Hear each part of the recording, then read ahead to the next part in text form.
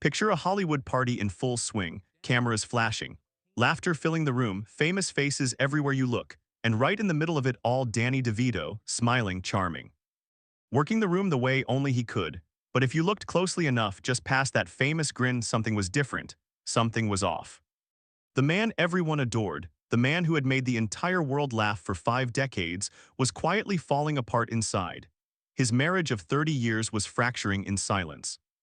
The relationship he had built his entire personal life around was slipping away, and no one in that room had any idea, because that was Danny DeVito's greatest performance, not the Penguin. Not Louis De Palma, not Frank Reynolds, this one, right here, holding it all together while everything crumbled behind the smile. At 80 years old, Danny DeVito has lived one of Hollywood's most remarkable and most misunderstood lives. He turned his differences into power. He built an empire from the roles nobody else wanted. He became one of the most beloved figures in the history of American entertainment. But the real story, the one that never made the front pages, is far more emotional, far more complicated, and far more human than anything you've ever read about him. What Danny went through to reach the top, and what it silently cost him to stay there, will leave you seeing him in a way you never have before. And once you know the full truth, you won't be able to look at him the same way again. Danny DeVito came into this world on November 17, 1944, in a small New Jersey town. And from the very first moment, life handed him a different kind of deal. He was born with a rare bone condition that shaped the way his body developed. By his teenage years, he stood at just 4 feet 10 inches tall. In a world that judges everything by appearances, the message was already there, unspoken but impossible to ignore. You don't belong here. But Danny DeVito was never someone who accepted a message like that. He found his way to the American Academy of Dramatic Arts in New York. And something shifted the moment he walked through those doors. Because he discovered something that changed everything for him. Acting didn't care how tall you were. It cared about presence.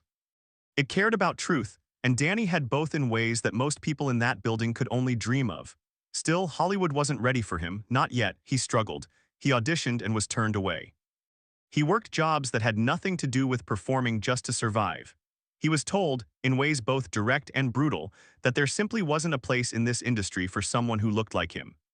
Most people would have walked away, Danny didn't, and then came 1975, a film called One Flew Over the Cuckoo's Nest.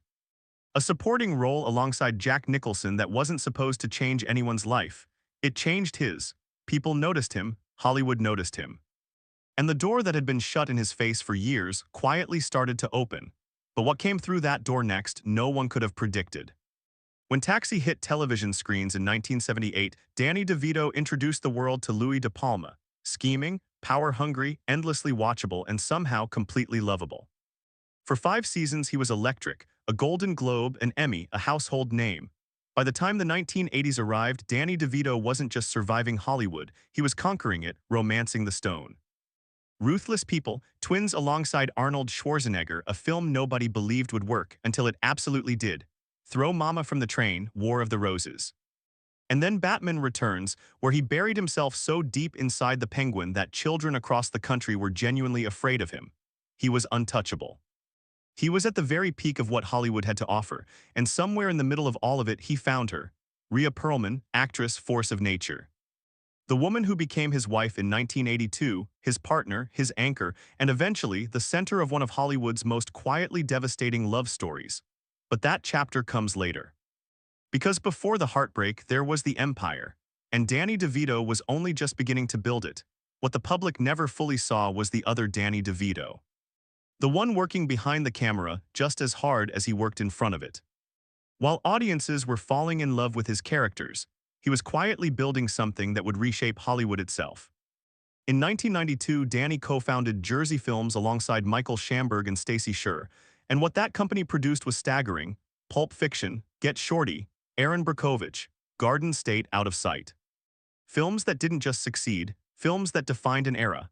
Danny DeVito was shaping the culture of American cinema from the shadows, and almost no one knew it, but here's what nobody talks about.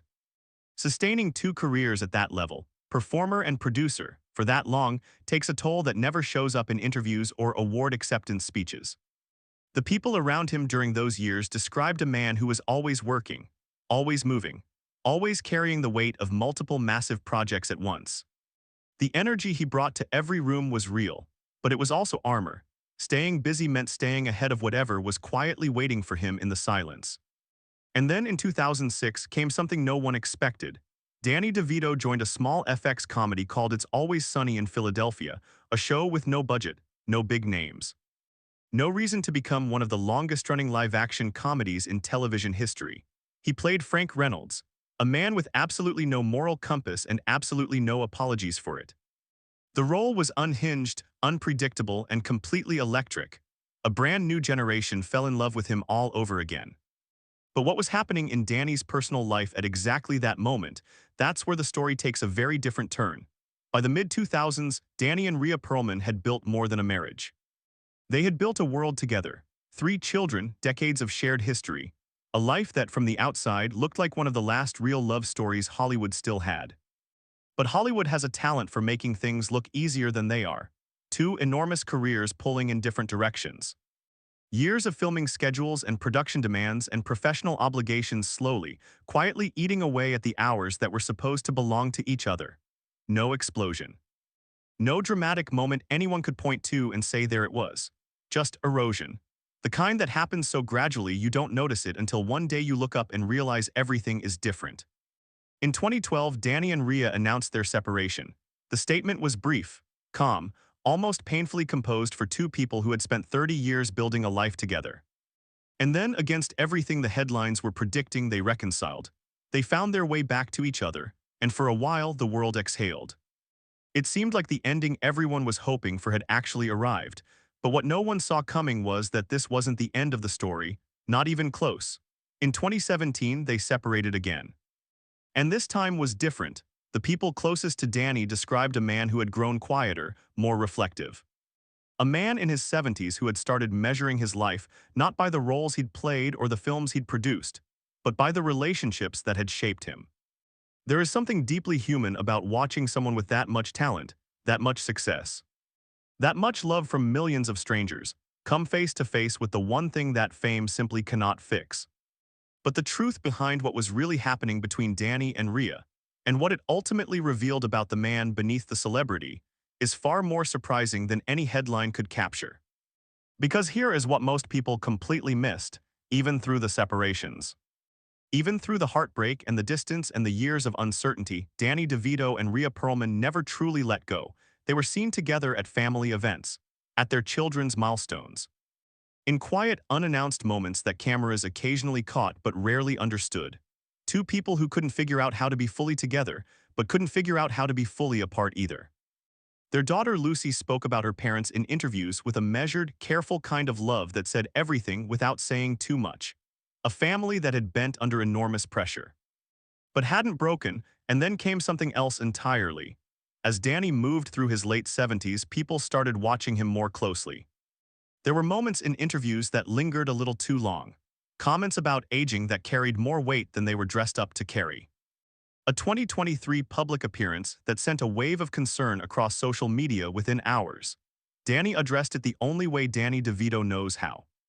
With blunt, disarming honesty wrapped in just enough humor to take the edge off, he talked about getting older.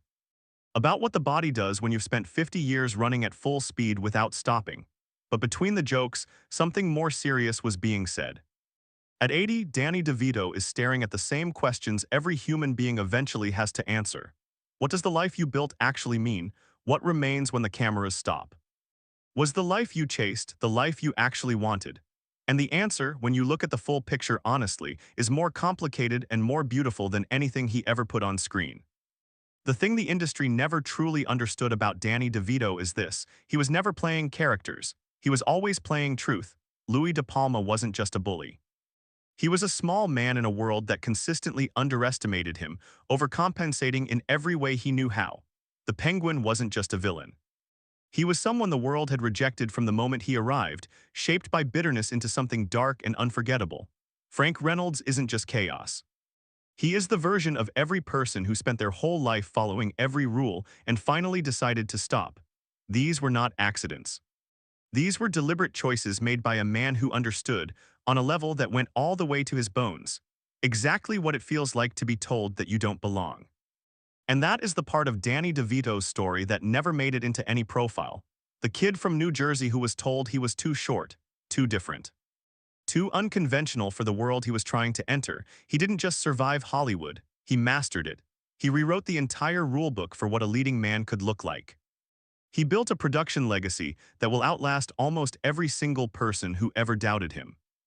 But at 80, with everything he has built stretching out behind him, the thing Danny DeVito seems to care about most has nothing to do with awards or box office numbers. It's the people. Rhea. His children, the friendships that survived decades in one of the most brutal industries on earth. The collaborators who became family. The audience that followed him from that taxi depot all the way to Patty's pub and never once stopped showing up. And here is the part that genuinely surprised everyone. In recent years, Danny and Rhea have been seen together again, not with announcements, not with press statements, just together, quietly. The way two people who have genuinely loved each other across 50 years tend to exist, somewhere beyond drama, beyond explanation, beyond anything the outside world can fully understand. At 80 years old, Danny DeVito is still working, still showing up on set. Still finding ways to make people feel something real, whether that's laughter, discomfort, or that rare and specific joy of watching someone commit completely and fearlessly to a moment. He has outlasted trends, survived Hollywood's cruelty, built an empire from the margins of an industry that initially wanted nothing to do with him, and raised a family through pressures that would have destroyed most people. His story isn't a tragedy, and it isn't a fairy tale. It is something more real and more lasting than either of those things. It is the story of a man who was told repeatedly, convincingly, that the world was not built for someone like him, and who spent 8 decades proving every single one of them wrong. If that is not a story worth telling, nothing is. So now that you know the real story, what do you think? Does it change the way you see him? Does the man behind all those characters surprise you? Drop your thoughts in the comments. Tell us what hit you hardest. We read every single one.